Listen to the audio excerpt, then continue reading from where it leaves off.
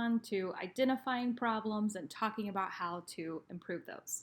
So the first lesson here would be I can identify a community problem in Louisville. Now, there are going to be lots that they're going to bring up. You may want to focus them in. You may want to let them pick anything they want. Again, this is a school climate thing. Know if it's an appropriate one to discuss with your students or not, and kind of guide that in the way you want to go. If you need any ideas for what different problems there are in the world, this is at UNESCO's Sustainable Development Goals that I referenced in the beginning. You can go there and look at that. And I didn't mention this, but that is actually in several different languages. For sure, I know they have Chinese, Spanish, French, and Arabic. So you can even show that to the students if you think that would be something to help them.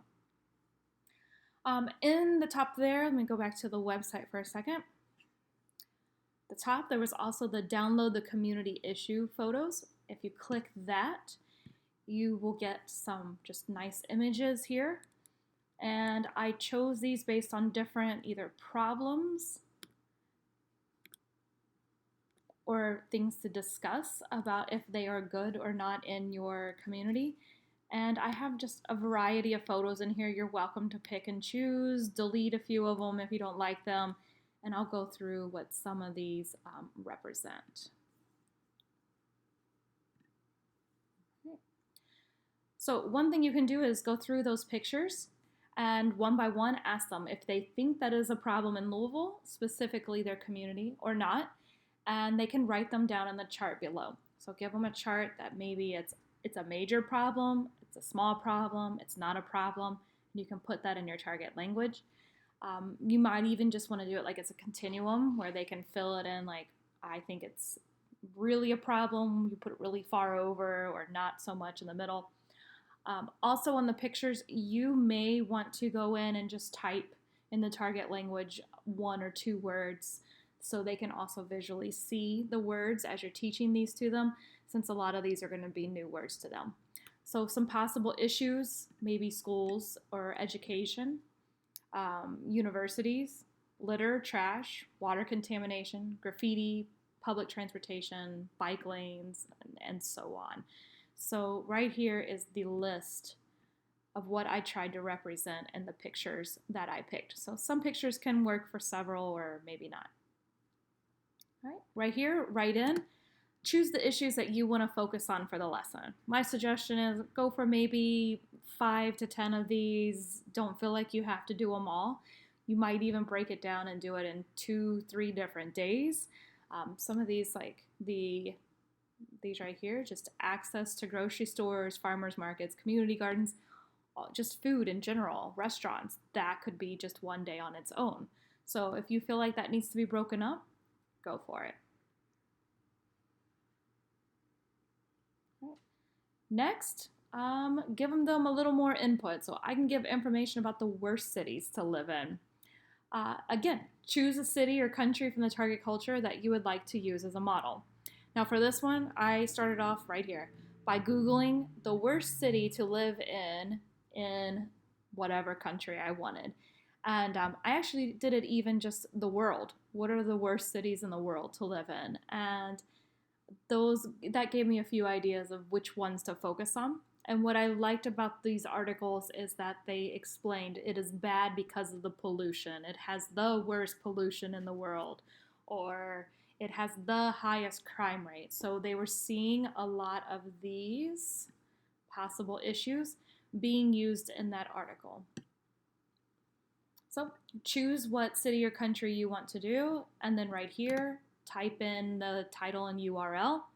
And next, little interpretive task to pull out some new words. So while they're reading, you could have them either underline or highlight what makes the city awful to live in. And you can follow up again with a think, pair, share, or a whole class discussion. And then I would lead this right into what problems do we both have in common? Looking at what happens in Louisville, what's happening there, which one's worse, which one's not.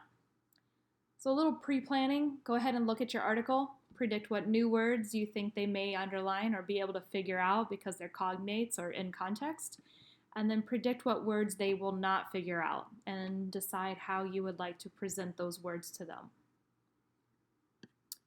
Next, they're going to go research. So same idea. If you've already assigned to them a country, they can go to that same country and try and find the worst one to live there. Or you may want to do this research and look at the whole globe and then give them each one to look at. So it doesn't have to be target culture, always specific. And have them do the same thing. Have an article or two, have them find some new words, and then identify what problems do we both have in common. And the next lesson, this will be the last main lesson for the project part, is I can research for improvements and solutions to a community problem. So this one, starting with a city from the target culture, find some kind of video or article that's in the target language that talks about how someone or a group has really changed their community. And I think the closer you can find someone to their age, the better it's going to be, and really inspire the students. Look what they've done and what they've accomplished. And it doesn't have to be major, but just something that has changed the community. Write down your URL of your video or your article here. And together as a class, go ahead and create a step-by-step of how they improved it by pulling information from the resource. So you might put something like that, and I'm going to ask you go ahead and just identify maybe 4 of the major steps that you would pull out of your article, or more if you would like. And again, they've already been assigned that one. This, you're going to have them choose one community problem from Louisville. And again, if you want to do partners, you can. And let them research how other cities have improved the problem and let them create a step-by-step, similar to what you've done up here.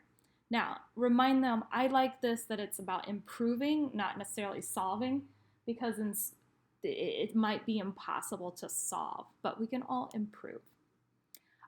Right here, little thinking. List the problems that you will have them research. That might be the same ones that you focused on up above. And then as an extension, this is how you can really make this a project-based learning experience, is have them contact a local community agency or group or person, and that is also solving this problem. Have them interview and maybe see how they can help with the target language if possible. So go ahead, and I know that this might not be a step that you take, but just think about this, like what organization, groups, or people could you connect them with right here. All right, and in the last video, I'll talk to you about the presentation.